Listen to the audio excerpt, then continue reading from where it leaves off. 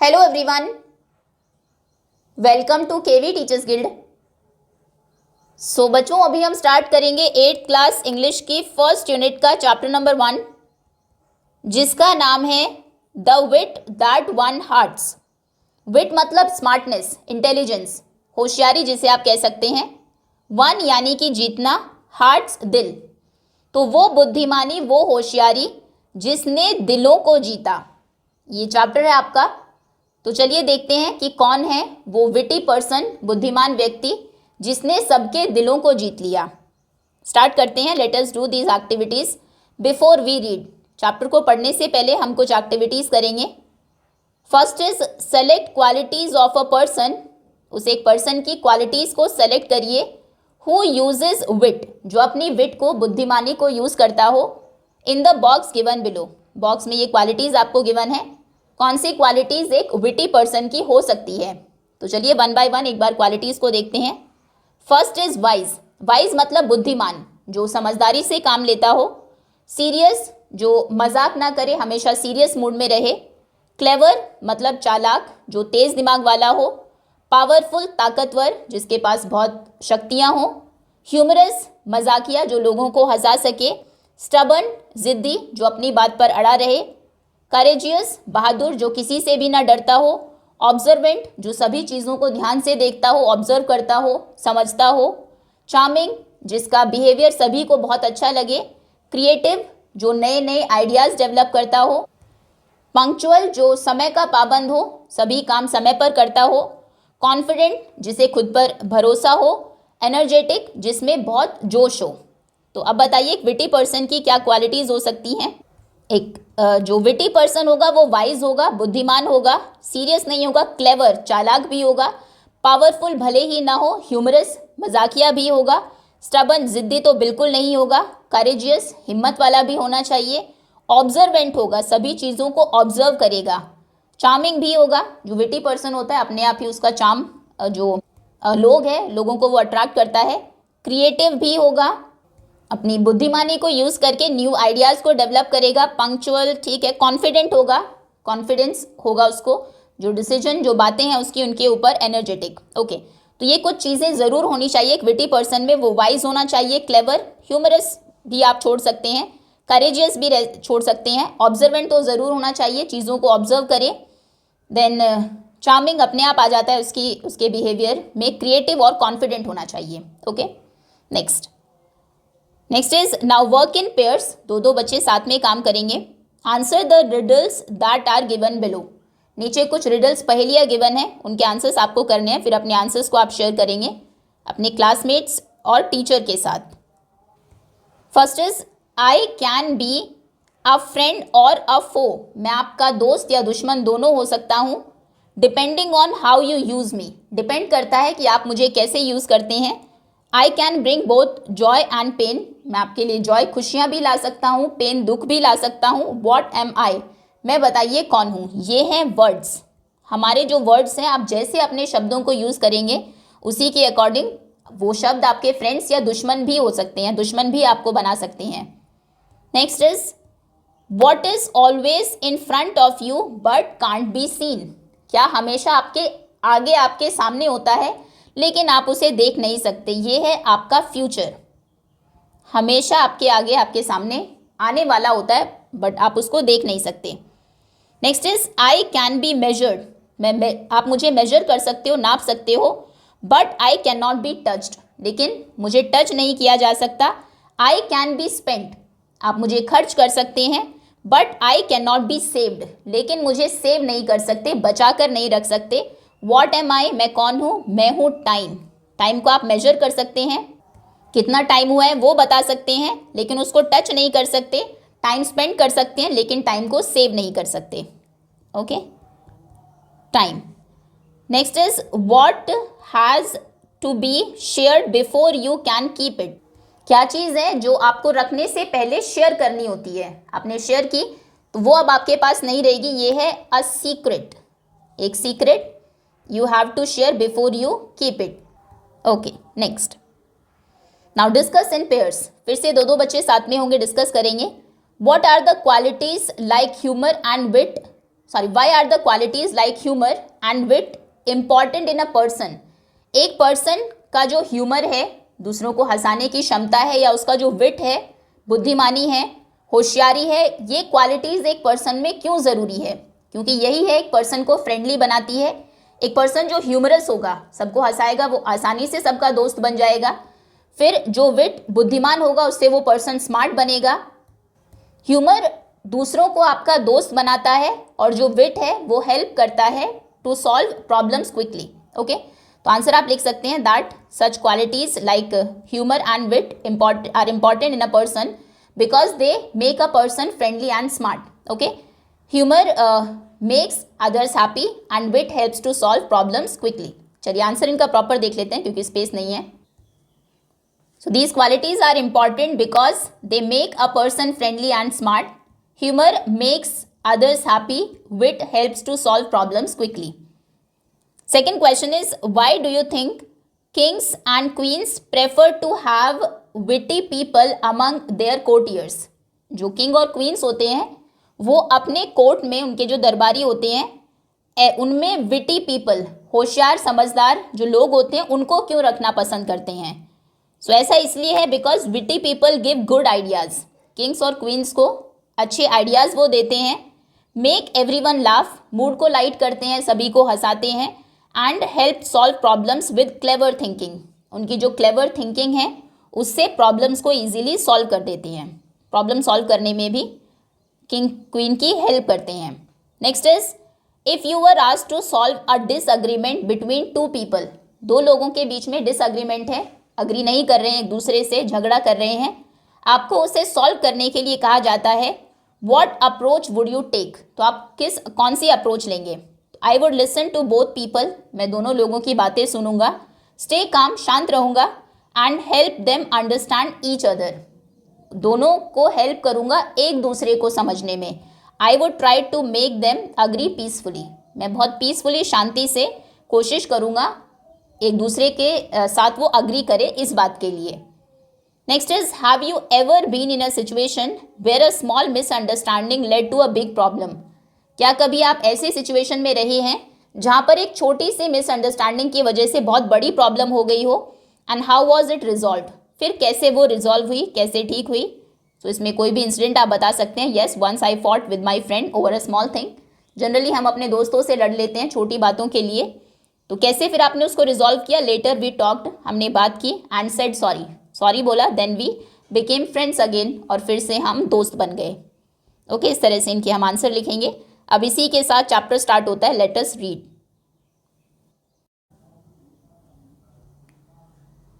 So the Vijayanagar Empire was renowned for its glory, wealth and cultural achievements. Vijayanagara साम्राज्य, renowned मतलब जाना जाता था, वेल नोन था अपनी ग्लोरी के लिए, ग्लोरी अपने सम्मान शौहरत के लिए, वेल्थ धन के लिए, और कल्चरल अचीवमेंट्स के लिए, मतलब कल्चर भी वहाँ का बहुत रिच था।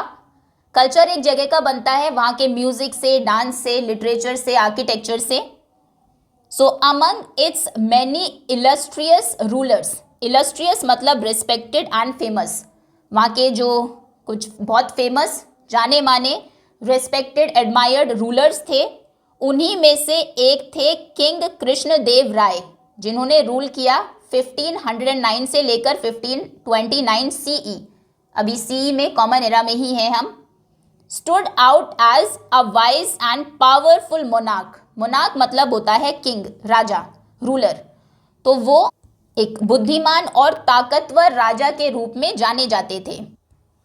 His reign is often referred to as the golden era of the Vijayanagara empire.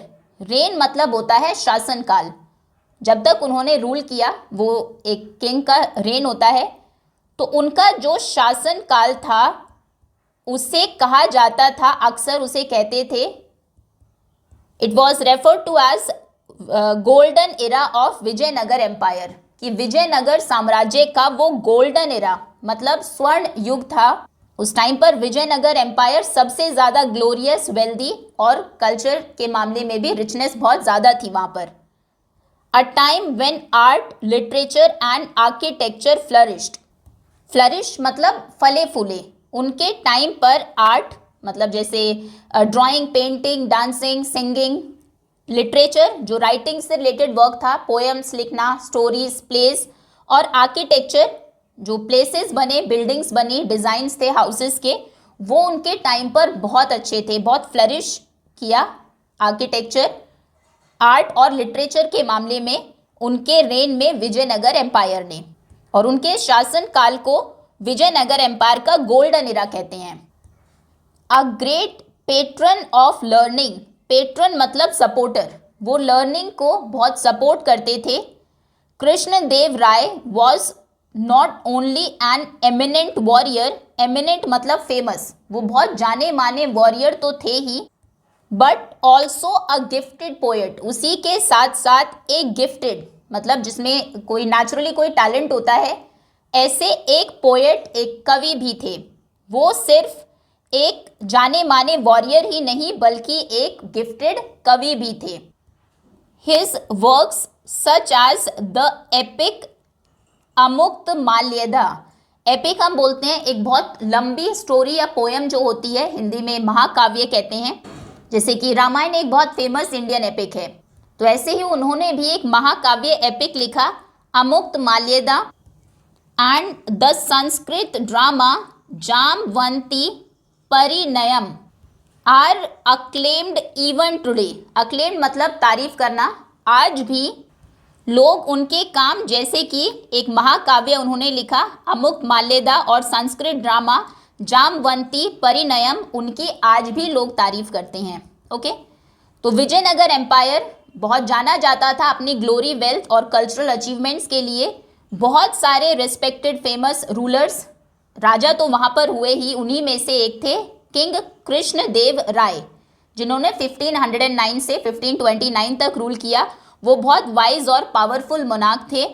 उनके शासन काल में शासन काल को, उनके रेन को गोल्डन इरा कहा जाता है विजयनगर एम्पायर का। उनके टाइम पर आर्ट, लिटरेचर और आर्किटेक्चर बहुत फ्लरिश हुआ, बहुत फला फूला। वो लर्निंग को बहुत सपोर्ट करते थे। कृष्णदेव राय एक एमिनेंट वॉरियर ही नहीं थे बल्कि एक गिफ्टेड पोएट भी थे। उनका जो काम है एपिक अमुक्त माल्यदा और संस्कृत ड्रामा जामवंती परिणयम, वो आज भी सराहे जाते हैं।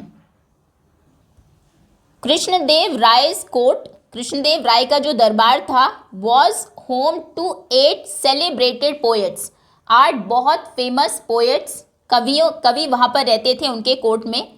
आप देख भी रहे हैं, कलेक्टिवली नोन एज द अष्ट दिग्गज, दिग्गज हम बोलते हैं जो बहुत अच्छे हो अपने फील्ड में, तो उन 8 को मिलाकर अष्ट दिग्गज कहा जाता था। These poets including Allasani Peddana and Tenali Ramakrishna, इन्हीं पोएट्स में से 2 के नाम आप दिए हैं। इन पोएट्स ने, जिसमें अल्लासानी पेदाना और तेनाली रामकृष्णा थे, enriched the literary tradition with their masterpieces. Enrich करना मतलब होता है किसी चीज़ को और बेहतर बनाना। उन्होंने लिटरेरी ट्रेडिशन को, यहाँ का जो लिखने का ट्रेडिशन था, उसको और एनरिच किया और अच्छा बनाया अपने मास्टरपीसेस से। मास्टरपीस मतलब किसी भी फील्ड में बहुत अच्छा, बहुत शानदार काम करना। तो उन्होंने अपने मास्टरपीसेस से वहाँ के लिटरेरी ट्रेडिशन को और एनरिच किया और समृद्ध बनाया। Tenali Ramakrishna in particular, Tenali Ramakrishna particularly मतलब खासकर, was known for his quick wit, अपनी चतुराई के लिए और ह्यूमर के लिए, अपनी चतुराई और लोगों को हंसाने की जो कला थी उसमें, उसके लिए भी तेनाली रामकृष्ण खास तौर पर जाने जाते थे। Earning him a special place in the Kings court, तो किंग के कोर्ट में, दरबार में उनका एक स्पेशल प्लेस, एक खास जगह थी। एज बोथ अ पोएट, एक पोएट तो वो थे ही, कविताएं तो लिखते ही थे, and a witty adviser, king को एडवाइस भी करते थे, सलाह भी देते थे, और वो एक बहुत ही चतुर सलाहकार भी थे। दोनों के ही तौर पर उनका एक स्पेशल प्लेस, एक खास जगह थी राजा के दरबार में।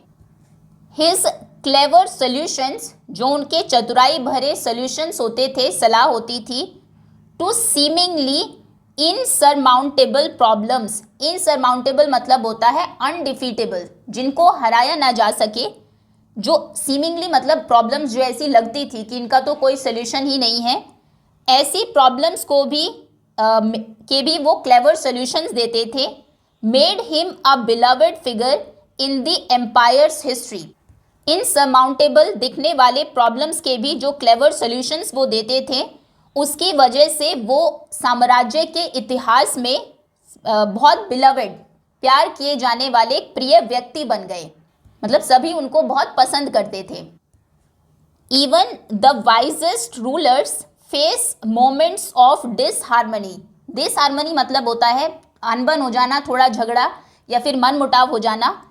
तो इवन जो वाइजेस्ट, सबसे बुद्धिमान राजा थे, वो भी इस तरह के मोमेंट्स को उन्हें भी फेस करना पड़ता था, सामना करना पड़ता था, जहां पर उनका किसी से छोटा मोटा मनमुटाव हो जाता था। सबसे बुद्धिमान राजाओं को भी कभी कभी मनमुटाव का सामना करना पड़ता था।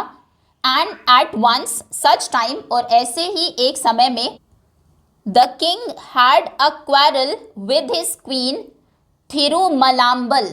राजा का झगड़ा हो जाता है, क्वारल हो जाती है अपनी क्वीन रानी थिरुमलाम्बल के साथ। Over a seemingly trivial matter. Trivial मतलब अनइम्पॉर्टेंट, एक ऐसी बात जो बिल्कुल ज़रूरी नहीं थी, जिस पर मतलब एक छोटी सी बात पर आप कह सकते हैं, उसके ऊपर राजा का झगड़ा हो जाता है थिरुमलाम्बल रानी के साथ। For weeks he did not utter a single word to her. कुछ हफ्तों तक, कई हफ्तों तक उन्होंने रानी से एक शब्द भी नहीं कहा। एंड इन हिज फ्रस्ट्रेशन, और फिर अपनी फ्रस्ट्रेशन में, stopped visiting her all together. पूरे तरह से उन्हें विजिट करना मतलब उनके पास जाना राजा ने बंद कर दिया। And his absence cast a shadow over the palace. Cast a shadow मतलब एक तरह से माहौल उदासीन होना, गंभीर होना। तो उनकी इस एब्सेंस से, क्योंकि वो महल में जाते ही नहीं थे रानी से मिलने के लिए, उनकी इस एब्सेंस से महल में उदासी छा गई। And the ones cheerful corridors. Corridors एक टाइम पर जो बहुत चेयरफुल, खुशियों से भरे रहते थे, सीम्ड क्वाइट एंड फॉरलॉन। फॉरलॉन का मतलब होता है लोनली, अकेले। तो कॉरिडोर्स जो एक टाइम पर बहुत खुशियों से भरे रहते थे, अब वो बिल्कुल शांत, अकेले, उदास दिखने लगे। अब वो क्वाइट और फॉरलॉन लगते थे। थिरुमलाम्बल डिस्ट्रॉट एंड अपसेट। डिस्ट्रॉट मतलब बहुत उदास होना, बहुत परेशान होना, अपसेट दुखी होना। सो डिस्ट्रॉट मतलब भी अपसेट ही होता है। थिरुमलाम्बल जो बहुत ही अभी परेशान थी, उदास थी, दुखी थी, ट्राइड हर बेस्ट। उन्होंने अपनी पूरी कोशिश की टू रिजॉल्व द इशू, कि उस इशू को, मामले को वो रिजॉल्व कर सके, सुलझा सके, बट फेल्ड, लेकिन वो फेल हुई। उन्होंने उस मन मुटाव को खत्म करने की पूरी कोशिश की, लेकिन सफल नहीं हो पाई। With no other alternative. Alternative मतलब होता है चॉइस, ऑप्शन। तो अब उनके पास कोई दूसरा ऑप्शन नहीं बचा था। उन्होंने अपना बेस्ट ट्राई कर लिया था, उसमें भी वो सफल नहीं हुई थी, तो कोई ऑल्टरनेटिव अब नहीं था। She decided to seek the help of Tenali Rama. तो उन्होंने डिसाइड किया कि वो अब किसकी हेल्प लेंगी? तेनाली रामा कृष्ण, तेनाली राम की हेल्प लेंगी। The courts brilliant and witty poet, जो कि कोर्ट के, दरबार के ब्रिलियंट, बहुत अच्छे, बहुत बुद्धिमान, और विटी, विटी मतलब थोड़े मजाकिया भी, पोएट थे वहाँ के। ये हम पहले भी देख चुके हैं। वो पोएट भी थे और किंग के एडवाइज़र भी थे। तो उन्होंने फिर फैसला किया, अब कुछ बचा नहीं था, उनके पास कोई दूसरा ऑप्शन नहीं था, कि वो अब तेनालीराम से हेल्प लेगी। Rama listen patiently. रामा बहुत पेशेंटली, धैर्य से उनकी बात सुन रहा था। As the queen recounted the incident in detail. Recount करना मतलब याद करके बताना। जब वो इंसिडेंट को, क्या हुआ था, उस बात को पूरे डिटेल में याद करके तेनालीराम को बता रही थी। The king wrote a poem. अभी वो शी बिगिन, वो शुरू करती है। Her voice trembling. ट्रेम्बल करना मतलब कांपना। वो कांपती हुई आवाज़ में तेनालीराम को बताती है क्या हुआ था। तो वो कहती है, राजा ने एक पोएम लिखी। पोएम या पोम, कैसे भी आप इसको प्रोनाउंस कर सकते हैं। उन्होंने एक पोएम लिखी इट वॉज फिल्ड विद वेग एक्सप्रेशंस। वेग मतलब अनक्लियर, जो चीज़ साफ ना हो, आसानी से समझ ना आए, उसे हम वेग कहते हैं। तो उसमें जो एक्सप्रेशंस, जो शब्द या जो भाव थे वो बिल्कुल अनक्लियर थे, समझ नहीं आ रहे थे। Sun, moon, stars, beautiful sky, but it made no sense. उसमें बात की गई थी सूरज की, चांद की, तारों की, सुंदर आसमान की, लेकिन उनका कोई मतलब नहीं था। When he tried, जब उन्होंने कोशिश की, reciting it to his ministers, कि वो अपने मिनिस्टर्स को, मंत्रियों को जब उन्होंने वो कविता सुनाई, they all avoided him, उन सब ने अवॉइड किया, उनको टाल दिया, making excuses, बहाने बनाकर। जब राजा ने वो कविता, जिसमें कुछ भी क्लियर नहीं था, स्टार्स, मून्स थे, ब्यूटीफुल स्काई की बातें हुई थी, लेकिन कोई सेंस उसकी नहीं बन रही थी, जब वो कविता उन्होंने अपनी मंत्रियों को सुनाई तो उन्होंने बहाने बनाकर उन्हें टाल दिया। It was late evening when he came to me, काफ़ी देर शाम हो चुकी थी जब वो मेरे पास आए। सीकिंग एन ऑडियंस, कोई ऑडियंस वो ढूंढ रहे थे जो उनकी कविता सुन सके। He began reciting it to me, उन्होंने मुझे वो कविता रिसाइट करनी, सुनानी शुरू की। But I was so exhausted, लेकिन मैं इतनी एग्जॉस्टेड, इतनी थकी हुई थी। आफ्टर अ टायरिंग डे, पूरा दिन बहुत टायरिंग रहा, बहुत थकाने वाला रहा। दैट आई यॉन्ड, कि मैंने यॉन किया। यॉन किया एक तरह से उबासी लेना, जब आप थक जाते हैं या किसी चीज़ में इंटरेस्ट आपको नहीं आ रहा तब आप यॉन करते हैं। तो क्योंकि मैं थक गई थी, पूरा दिन बहुत टायरिंग था, तो इसलिए मैंने उबासी ली। Not once but several times, सिर्फ एक बार नहीं बल्कि कई बार। The king thought I was disrespecting his poem, राजा को लगा कि शायद मैं उनकी कविता, उनकी पोम को डिसरेस्पेक्ट कर रही हूँ, उसका अपमान कर रही हूँ। And stormed of, stormed of मतलब गुस्से में चले जाना, और वो गुस्से में वहाँ से चले गए। सिंस देन, उसके बाद से, he has not spoken to me, उन्होंने मुझसे बात नहीं की। If I had known this would happen, अगर मुझे पता होता कि ऐसा होगा, I would have chosen another day, तो मैं उस दिन शायद उनकी कविता ना सुनती, कोई और दूसरा दिन चुनती कविता को सुनने के लिए, क्योंकि एक तो कविता वेग थी, ऊपर से वो बहुत थकी हुई थी।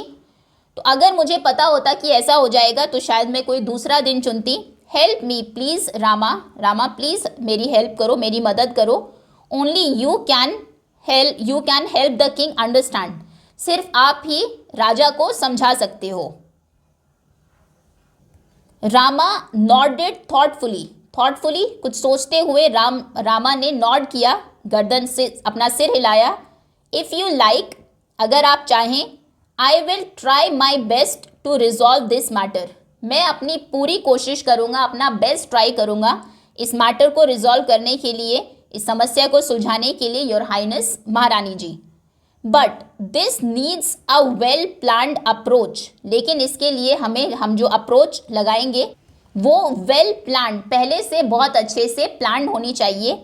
इसके लिए बहुत अच्छे से हमें एक प्लानिंग करने की ज़रूरत है। And I may need time to find the right strategy, और मुझे शायद समय की, टाइम की ज़रूरत है सही स्ट्रैटेजी, स्ट्रैटेजी मतलब योजना, प्लान, सही प्लान बनाने के लिए।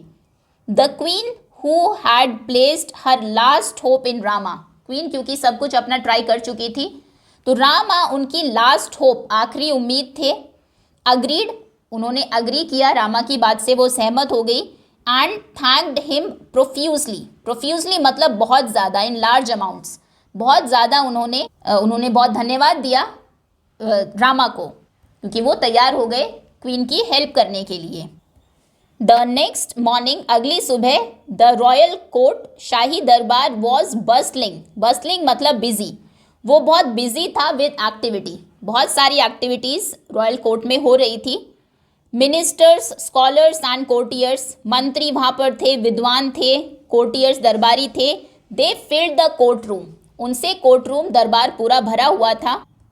It's intricately carved pillars, intricately मतलब होता है इन अ डिटेल्ड मैनर, बहुत बारीकी से, बहुत डिटेल्स के साथ, बहुत सुंदरता से किए हुए काम को हम इंट्रिकेटली बोलते हैं। कार्व करना मतलब कट करना, एक तरह से वुड के ऊपर, लकड़ी या फिर पत्थर के ऊपर कट करके उनको कार्व करके डिज़ाइन बनाया जाता है। तो वहाँ पर जो पिलर्स थे उनको उन पर बहुत इंट्रिकेटली कार्व किए हुए डिज़ाइंस थे। Towering towards the high ceilings, बहुत ऊंची सीलिंग्स, छत थी। टावर करना मतलब ऊंचे खड़े रहना। तो वो सभी पिलर्स ऊंची छत तक ऊंचे खड़े हुए थे। Rays of sunlight streamed through the open windows, खुली हुई खिड़कियों से जो धूप की किरणें थी वो अंदर आ रही थी। इल्यूमिनेटिंग, इल्यूमिनेट करना मतलब किसी चीज़ को चमकदार बनाना। द फ्लोर, और वो उस फ्लोर को और चमकदार बना रही थी वो सनलाइट, सूरज की जो किरणें अंदर आ रही थी। अडॉर्न्ड विद एक्सक्विजिट रग्स, एक्सक्विजिट मतलब बहुत फाइन और अट्रैक्टिव, बहुत सुंदर और अपनी तरफ अट्रैक्ट करने वाले रग्स, दरियाँ वहाँ पर बिछी हुई थी। आपको एक तरह से क्या सुबह हो रहा है वो सीन बताया गया ताकि एक इमेज बने आपके माइंड में। अगली सुबह रॉयल कोर्ट में बहुत सारी एक्टिविटीज़ हो रही थी, पूरा कोर्ट बिजी था। मिनिस्टर्स थे, स्कॉलर्स थे, कोर्टियर्स थे, उन सब से कोर्ट रूम भरा हुआ था। वहाँ के जो पिलर्स थे, ये पिक्चर में शायद आपको दिखाई भी गए होंगे। ये पिलर्स बहुत ऊंचे पिलर्स थे और इंट्रिकेटली बहुत बारीकी से उनके ऊपर कार्विंग की गई थी। फिर जो सनरेज थी वो अंदर आ रही थी एक ओपन विंडो से, और फ्लोर जो कि पहले से अडॉर्न था, सजा हुआ था एक्सक्विजिट रग से, बहुत सुंदर अट्रैक्टिव रग से, उसको और ज़्यादा इल्यूमिनेट कर रही थी और चमकदार बना रही थी। Now despite the lively charter, इतनी चहल पहल, लाइवली चाटर मतलब लोग बहुत खुश होकर काम करते हुए बातें कर रहे थे, चारों तरफ से आवाज़ें आ रही थी। इतनी चहल पहल के बाद भी, डिस्पाइट मतलब इसके बावजूद, attention hung in the air, हवा में क्या था, एक टेंशन थी, तनाव था। The king sat on his ornate throne, ornate मतलब सजा हुआ, डेकोरेटिव। किंग का जो थ्रोन, सिंहासन था, ये लास्ट पिक्चर में आपको दिखाया गया है, ये उनका डेकोरेटिव ऑर्नेट थ्रोन है, उसके ऊपर, राजगद्दी के ऊपर वो बैठ जाते हैं।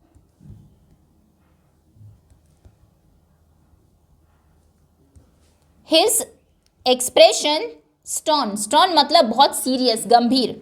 उनके एक्सप्रेशन, उनका जो फेस था वो बहुत सीरियस था। His sharp eyes scanning the room, और उनकी तेज नज़रें पूरे रूम को देख रही थी, स्कैन कर रही थी सभी चीज़ों को। एंड इट वॉज एविडेंट, वो बिल्कुल एविडेंट था, साफ दिखाई दे रहा था, that the unresolved quarrel still gnawed at him, इसमें जी साइलेंट रहेगा। नॉड मतलब होता है बॉदर करना, परेशान रहना। तो ये बिल्कुल साफ दिखाई दे रहा था कि जो क्वेरल, झगड़ा अभी तक सॉल्व नहीं हुआ है, अभी झगड़ा जो अधूरा है वो अभी भी उन्हें परेशान कर रहा है। राजा भले ही खुद से बात नहीं कर रहा क्वीन से, क्वीन करना भी चाहती है, लेकिन क्योंकि कोई भी जो कोशिशें की क्वीन ने वो काम नहीं आई, राजा बात करने नहीं गए, ये बात राजा को भी बॉदर कर रही है। तो भले ही कोर्ट सब कुछ वैसा है, सब लाइवली है, चहल पहल है, सब काम में लगे हुए हैं, थ्रोन भी उनका इतना सुंदर है, राज्य भी सुंदर है, स्टिल बताया गया है कि राजा जो है वो सीरियस है, परेशान है। The court discussion was centred on improving paddy cultivation in the empire. अब कोर्ट में जो डिस्कशन चल रहा है आज वो किस पर बेस्ड है, उसका सेंटर पॉइंट है कि किस तरह से पैडी कल्टिवेशन को, धान की जो खेती होती है एम्पायर में, उसको इम्प्रूव किया जाए और अच्छा बनाया जाए, इस पर वहाँ पर डिस्कशन हो रहा है, चर्चा हो रही है। One by one the ministers rose to present their ideas, एक एक करके जो मिनिस्टर्स थे खड़े हुए, उन्होंने अपने आइडियाज़ दिए, अपनी सलाह दी। सम सजेस्टेड एक्सपैंडिंग इरिगेशन नेटवर्क्स, कुछ ने कहा कि जो इरिगेशन नेटवर्क है, खेतों में पानी जिससे जाता है, सिंचाई व्यवस्था है, उसको और एक्सपैंड किया जाए और बढ़ाया जाए, किसी ने उसे बढ़ाने की सलाह दी। While others advocated for better manure, किसी ने एडवोकेट किया, बताया कि नहीं, मैन्योर, खाद जो है वो और अच्छा होना चाहिए, उससे पैडी कल्टीवेशन अच्छा होगा। अमिड दीज सजेशंस, ये सभी सजेशंस जब लोग दे रहे थे, इन सुझावों के बीच में ही Tenaliram stood quietly at the edge of the court, इन सुझावों के बीच तेनालीराम कोर्ट के एक किनारे पर, एज पर खड़े हुए थे। ऑब्जर्विंग एवरीवन, सभी को ध्यान से देख रहे थे, ऑब्जर्व कर रहे थे।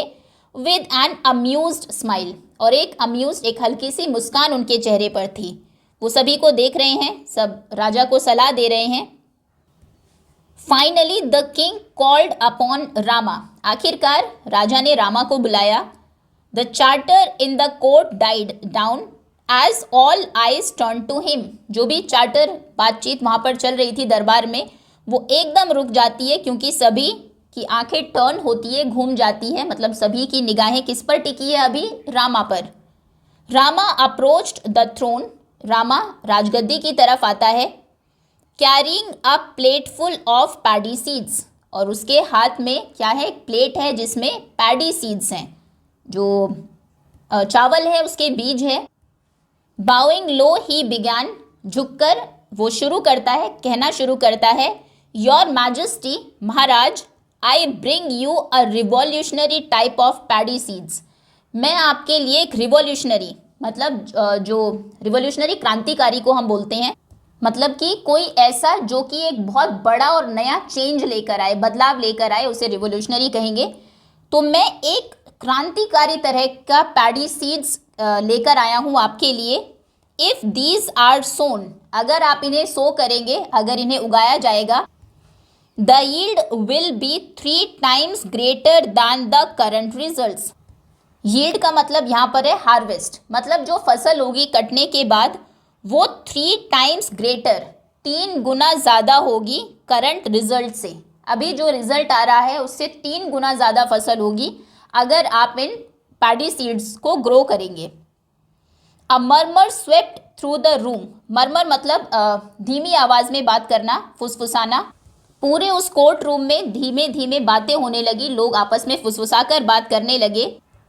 वन ऑफ द कोर्टियर्स, उनमें से courtiers, known for his sarcasm, sarcasm मतलब मौकरी, दूसरों का मजाक उड़ाना।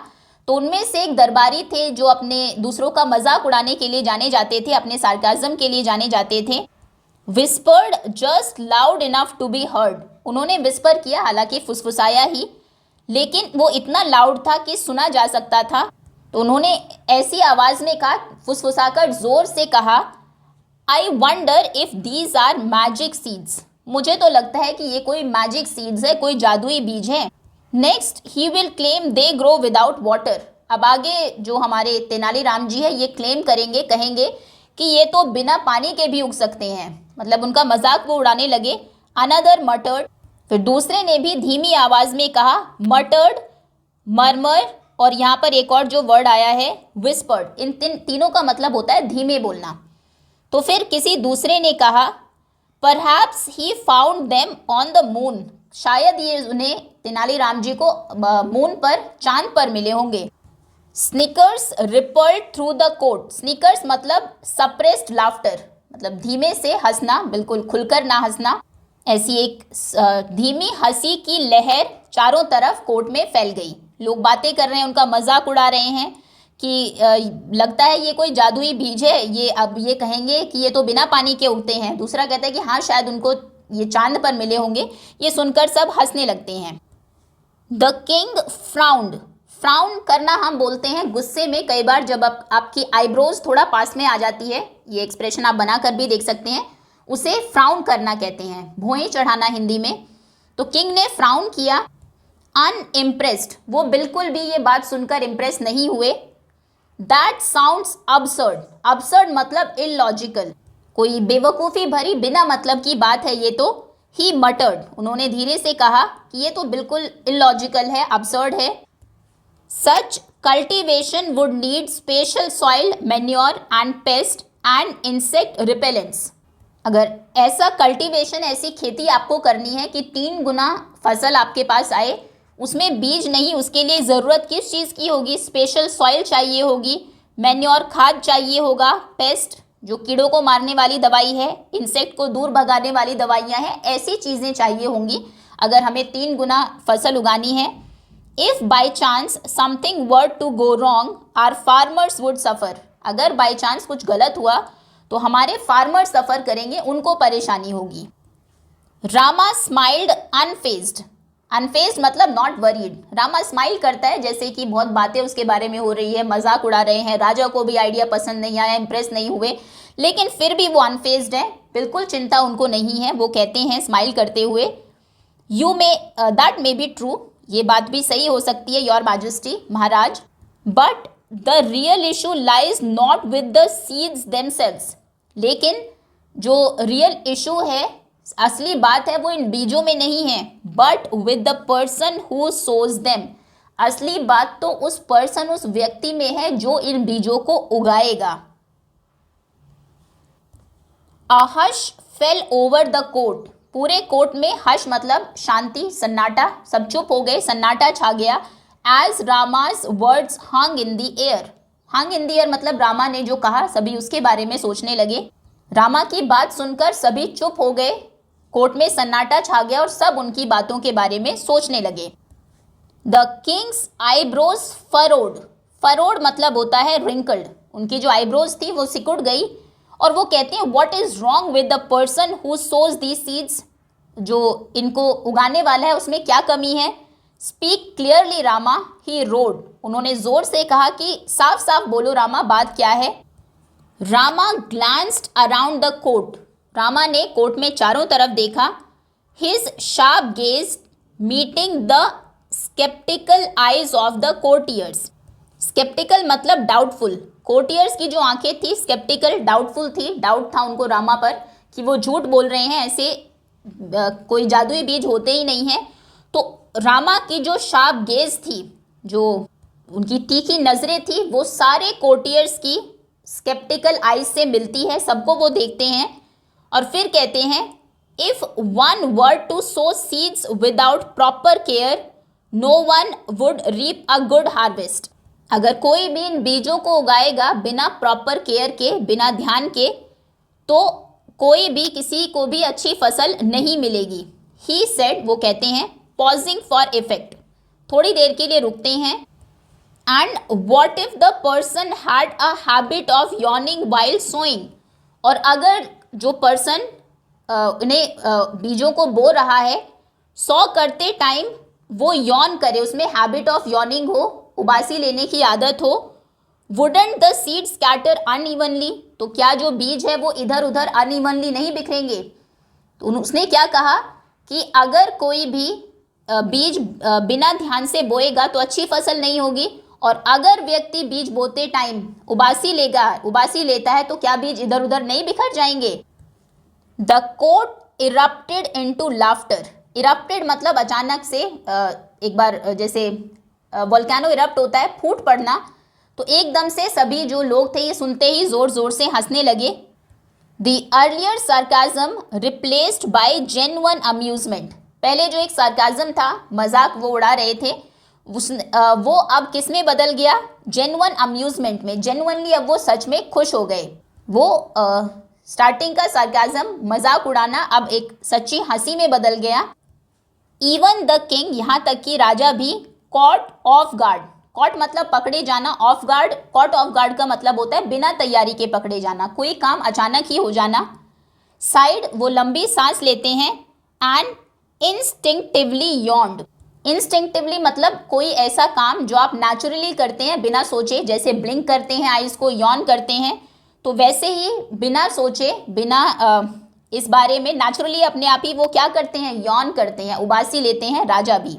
तो राजा जो कि इस बात के लिए तैयार नहीं थे, अभी उनको नहीं लगा था कि वो बीजों से यौन उबासी की बात को कनेक्ट कर देंगे, वो भी लंबी सांस लेते हैं और बिना सोचे समझे ही वो भी यौन करने लगते हैं, उनको भी उबासी आती है। Rama watched him keenly, keenly मतलब इंटेंसली, रामा फिर उनको ध्यान से देखता है। देन कंटिन्यूड, फिर आगे कहता है योर मैजेस्टी, महाराज, is there anyone in the world who does not yawn, क्या इस दुनिया में कोई ऐसा है जो यौन ना करे, जो उबासी ना लेता हो। It is as natural as breathing, ये तो बिल्कुल सांस लेने जितना ही नेचुरल है, उतना ही स्वाभाविक है। The king's expression shifted as realisation dawned, dawn का मतलब यहाँ पर सनराइज नहीं है, डॉन मतलब अचानक से कोई बात समझ में आना, अचानक सच्चाई का पता लगना।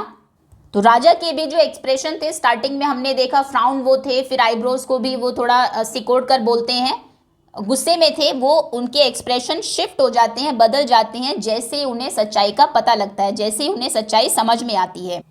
His mind raced back to the quarrel with the queen, उनका जो माइंड है वो एकदम से, उनका दिमाग कहाँ पर जाता है, उस झगड़े की ओर चला जाता है जो उन्होंने क्वीन के साथ किया था, सिर्फ इसीलिए क्योंकि क्वीन ने यॉन किया था। ही रिमेंबर्ड, वो याद करते हैं, उन्हें याद आता है, स्कॉल्डिंग हर हार्शली, कितना हार्शली उन्हें स्कोल्ड किया, डांटा। फॉर यॉनिंग, किस लिए डांटा, स्कोल्ड किस लिए किया, यॉन करने के लिए, उबासी लेने के लिए। While he recited his poem, जब वो अपनी कविता सुना रहे थे तो उन्होंने रानी को बहुत ज़ोर से डांटा था उबासी लेने के लिए, वो बात उन्हें याद आ जाती है। ही रियलाइज्ड, उन्हें रियलाइज होता है, एहसास होता है, how unfair he had been, कि वो कितने अनफेयर थे, उन्होंने कितना गलत किया। If I had known that yawning was not a sign of disrespect, अगर मुझे पता होता कि यॉन करना मतलब ये नहीं है कि आप किसी को डिसरिस्पेक्ट कर रहे हो, उनका अपमान कर रहे हो।